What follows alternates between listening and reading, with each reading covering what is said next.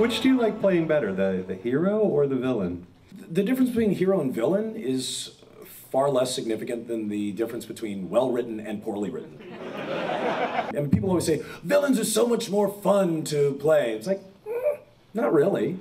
Not if it's done well, but the problem is, a lot of times the heroes aren't well written.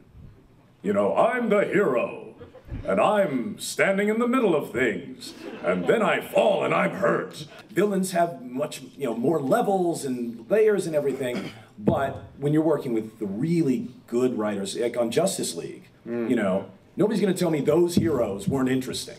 For the man who has everything, that episode where it's Superman's birthday, and he gets the plant that takes over his mind and gives him the idea of what his life would have been like if Krypton had not exploded. That, to me, is one of the best Superman portrayals in television or movies, ever. It gives the character depth and emotion, and you care. I mean, most of the time, the problem with iconic characters is it's really hard to care about them. If you're doing Superman, if you're doing Mickey Mouse, like, I love Mickey Mouse. I don't care about him, but I love him. And it's the same thing with Superman. It's like, I love Superman, Superman's so mean. It's like, but it's hard to care. It's like, well, he's invulnerable, he can do anything. I'm not really worried. And, they've been trying desperately to get these characters grounded in a way. It's like, well, let's make him gritty and give him a beard. It's like, no, just write it. So you're not a fan of the bearded Superman? Well, I can't grow a beard, so I hate everyone who has one.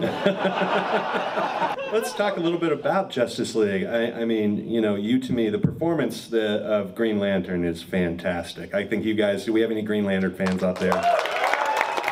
Well, thank you very much for your support, all of you. Oh, that's fantastic. It's such a rich character. He has the kind of the original origin story, and when this kind of greatness is thrust upon him, which, is consistent with the greatest superhero stories. But just finding that voice and performing that voice, what was that like? Is there anything you drew inspiration from, or how did you create that character? The person who, I remember going in for the auditions, because, we all knew about Batman the Animated Series and everything that Bruce had done, and we knew that Bruce was doing this because they had his character designs. And you've got those Bruce Timm bodies, where it's like little tiny legs and like immense chests. It's like, you look at that, it's like, well, you have to have a deep voice. But weirdly enough, the person who auditioned ahead of me was the actor Dennis Haysbert. Dennis basically looks like Jon Stewart. He's 6'4" and like this massive chest and like this incredibly deep voice. You're in good hands. And I watched him walk out, I'm like, there's nothing to do but that. So I just went in and did my best Dennis Haysbert. I might have had an edge because being, a big comic book nerd, I knew the character. And also, I asked questions. Like, oh, so is this a backup Green Lantern? Like, no. And Bruce said, no, Jon Stewart is, in our universe, the Green Lantern of Earth. I'm like, right on! And it was great because it was an example of what they did with Justice League, where they took all of the stuff that was great about these characters, about these stories, but then got rid of all the stuff that wasn't. It's like, we're not holding to that. That is not true in this world. We were talking about how, with these iconic characters, a lot of times you get hemmed in writing-wise. How do I bring this character to life? And with Superman, Batman, and Wonder Woman, those characters have been done so much.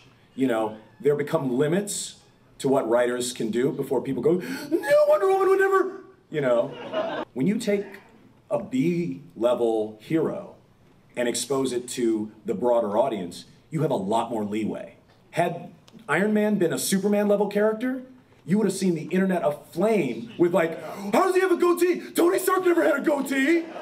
With the Justice League, Jon Stewart gave them so much room to write. Like, you couldn't have Batman have a romance with Hawkgirl. People would have lost their minds. But with Jon Stewart, the fact that you made him like a A-level hero in this story, but without all of that baggage and history, it's like, well, then maybe I can have a love triangle with a girlfriend whose ex-boyfriend is trying to take over the planet. That's drama. How how about a character that you maybe didn't get the part for, that you had a voice you liked for? Well, I thought that my Young Justice audition for Calderon was really, really good. But apparently Kari Payton's was better. So I got Aquaman as a consolation prize. In the back of my head, I thought, I did a really good job on that. And then they played Kari's audition, and I was just like, wow.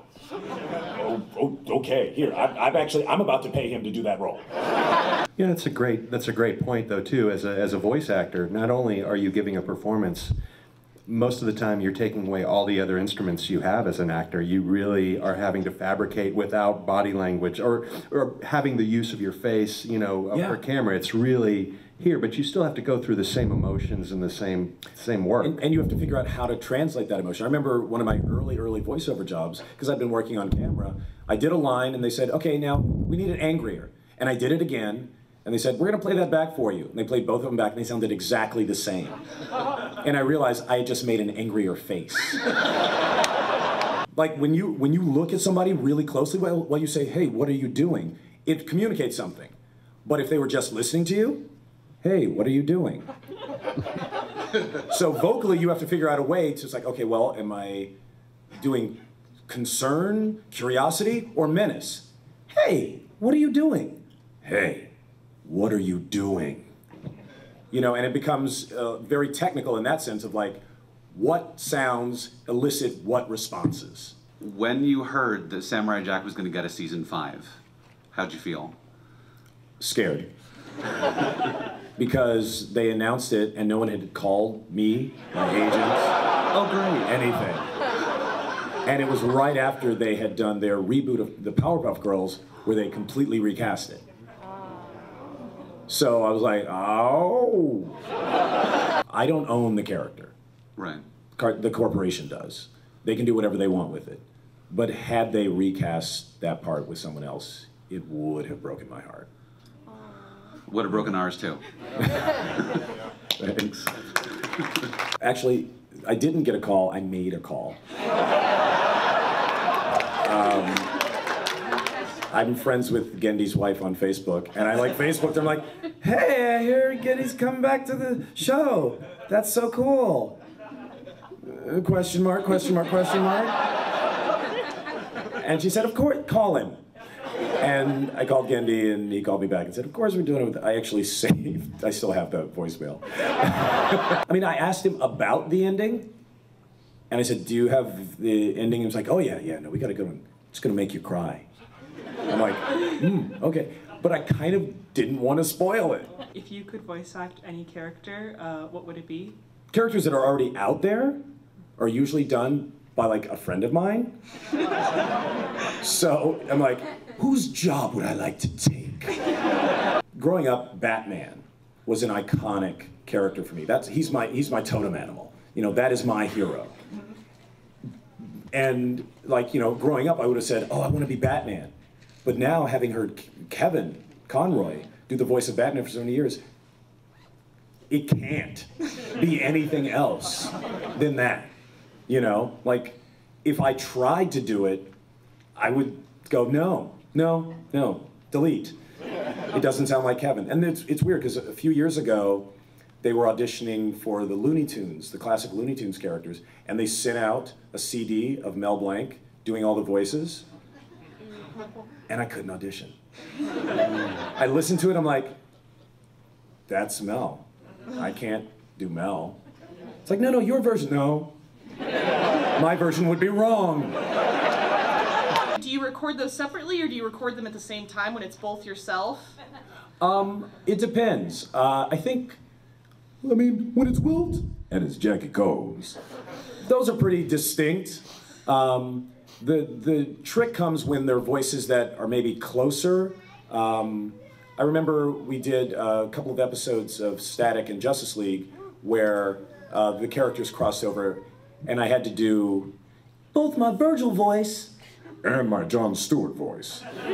and that one I recorded separately. Because the thing is, when you're placing a character up here, it's very easy for it to, you know, slip a little bit lower. It's like, no, that's 17.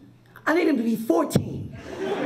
You know, so to keep this separation, the vocal separation, I would record Jon Stewart separately.